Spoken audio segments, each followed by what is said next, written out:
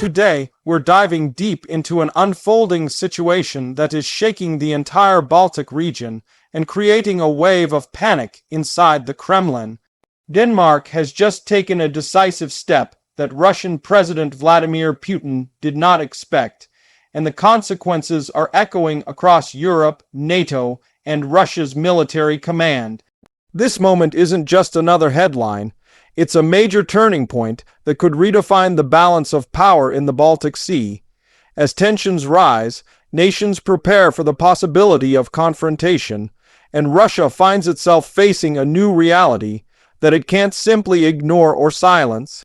Denmark's move has exposed weaknesses that Moscow has worked desperately to hide, and now the world is watching as the Baltic becomes the center of a geopolitical storm. As we break everything down, remember that the Baltic Sea is not just a body of water. It's a strategic highway for military ships, submarines, energy pipelines, and trade routes. Control over this region means influence, leverage, and power. For decades, Russia used the Baltic as a pressure point, especially against NATO countries. But things have changed dramatically. With Finland and Sweden joining NATO, the balance has tilted almost completely against Moscow. Denmark's new actions are not isolated decisions. They are part of a larger strategy aimed at closing the Baltic Sea to Russian aggression and signaling that Europe will not be intimidated. Putin's military planners are suddenly on high alert because their secure routes, bases, and assumptions are collapsing.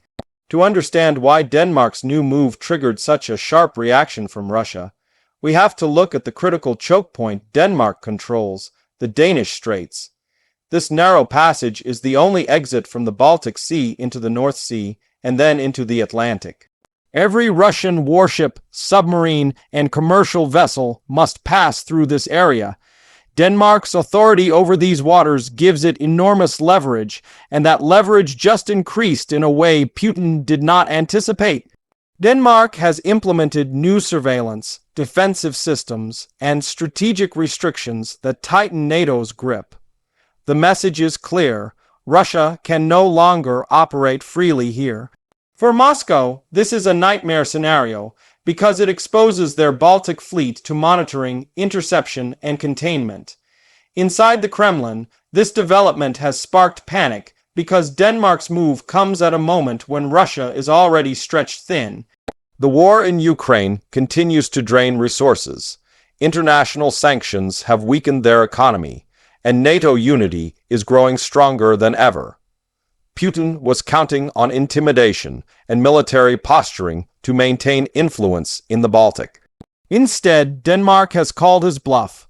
With advanced drones, radars, anti-submarine measures, and new naval readiness procedures, Denmark can detect nearly any Russian movement.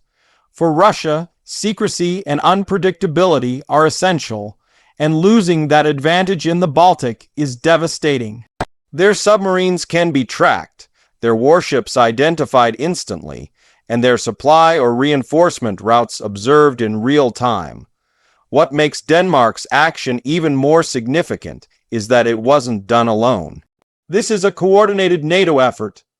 Denmark, Finland, Sweden, Norway, Poland, Germany, and the Baltic states are now sharing intelligence, naval assets, satellite data, and patrol routes. For the first time in history, almost the entire Baltic coastline belongs to NATO. Russia is surrounded from every direction except its small port in Kaliningrad and the harbor near St. Petersburg. Kaliningrad has always been Russia's heavily militarized fortress inside Europe, but now it's becoming a trap. NATO can watch every ship that enters or leaves, making it harder for Russia to resupply or rotate forces without being monitored. The Kremlin's meltdown is also fueled by how quickly Denmark acted. Moscow expected hesitation, debate, and delays because NATO countries often move slowly. But Denmark pushed forward decisively, reinforcing its naval presence, increasing fighter jet patrols, and improving readiness levels at a speed that caught Russia off guard. Analysts say this rapid response signals a new era for NATO countries bordering the Baltic, an era where they don't wait for threats to become realities before acting. Denmark has also boosted cooperation with Finland and Sweden, integrating new strategies that make the Baltic an even more secure region for NATO. This coordination strengthens deterrence, leaving Russia with fewer options.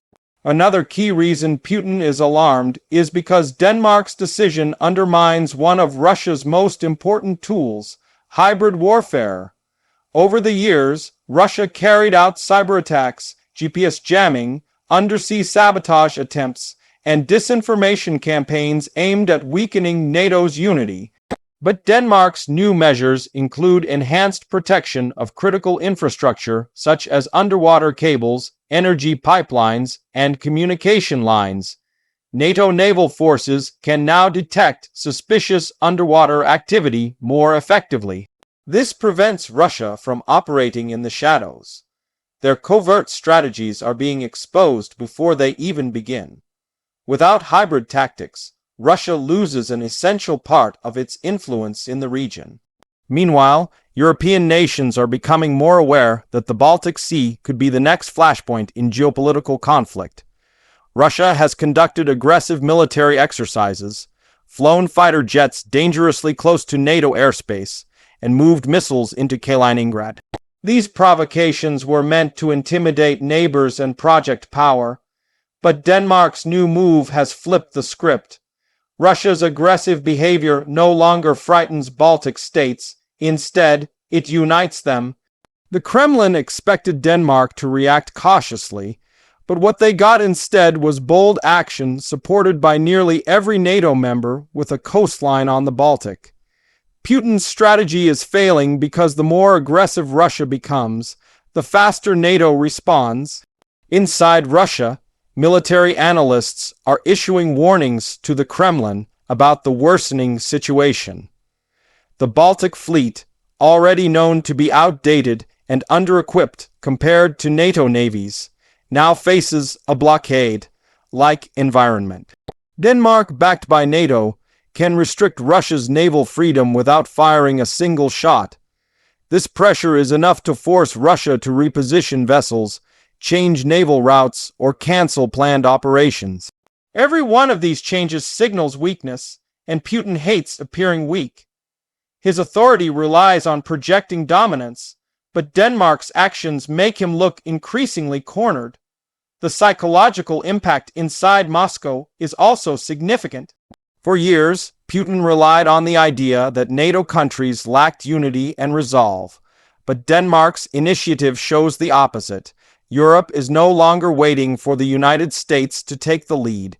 European nations themselves are acting quickly and decisively to counter Russia.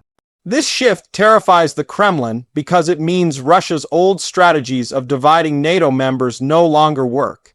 Instead of fracturing, NATO is becoming more integrated, especially in the Baltic.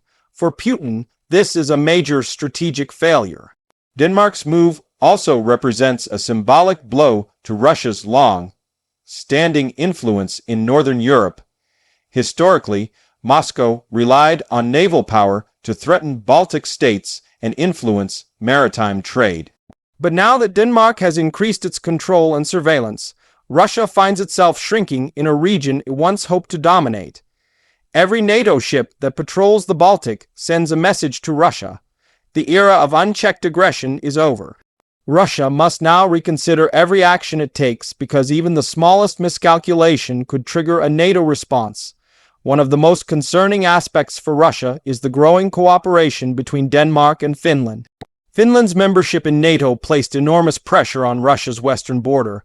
Now, combined with Denmark's moves, Russia faces an even tighter strategic environment. The Finnish coastline is long, complex, and difficult for Russia to navigate without detection. Denmark's surveillance systems complement Finland's, creating a nearly closed loop of monitoring around Russia's naval routes. This integration weakens Russia's ability to launch surprise operations, run drills undetected, or move submarines quietly. Economically, Denmark's action also poses challenges for Russia. Much of Russia's maritime trade in the Baltic depends on predictable, unrestricted access to the Danish Straits. With heightened Danish control, Russia's energy shipments, commercial vessels, and logistics operations are now under constant observation. If Denmark decides to enforce stricter maritime regulations, Russia could face delays, inspections, or diversions that impact already struggling supply chains. This adds another layer of pressure to a Russian economy already weakened by war and sanctions. From a military perspective, Denmark's strengthened posture significantly limits Russia's escalation options. If Russia attempts to test Denmark's defenses, it risks triggering a collective NATO response. If it tries to deploy more ships, NATO surveillance will track every move. If it attempts underwater operations, newly deployed systems are designed to detect them. This leaves Russia with no easy or low-risk options.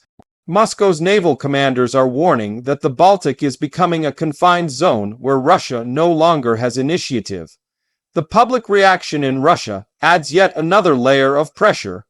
Russian citizens are increasingly questioning why the country is losing influence and territory while pouring huge resources into military operations.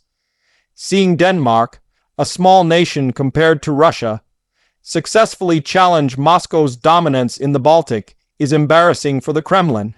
This embarrassment weakens Putin's reputation as a strongman who can control events beyond Russia's borders.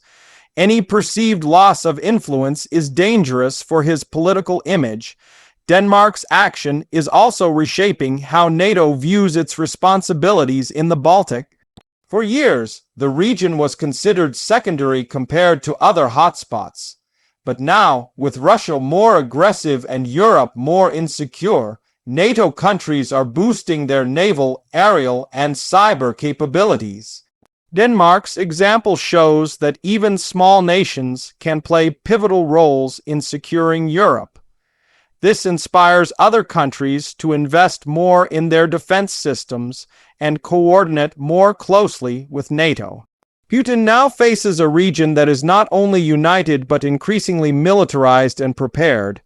One thing is clear: Denmark's move is not temporary. It marks the beginning of a long-term policy shift, and that's what terrifies the Kremlin the most. Russia can handle short-term actions, but long-term strategic changes are much harder to counter. Denmark is building infrastructure, systems, and alliances that will remain in place permanently. This means Russia's influence will continue shrinking for years to come unless it dramatically changes course. With these new developments, the future of the Baltic region is heading in a direction Russia hoped to avoid. The waters are becoming safer for NATO, riskier for Russia, and more strategically important for Europe. Putin's meltdown is not just about Denmark's move, but about what it represents: the end of Russia's dominance in the Baltic Sea. The geopolitical map is shifting, and Denmark's action is a major milestone in that transformation. As this situation continues to evolve, the world will be watching closely. The Baltic Sea has become one of the most important regions in global politics. Denmark's bold decision is reshaping alliances, strategies, and power dynamics. Russia now faces a new reality, one where Denmark and NATO control the key regions that once gave Moscow leverage. This story is far from over, and the next steps from both sides will define the future of European security. If you want, I can also generate the description, hashtags, tags, thumbnail prompt, or image prompts related to this script.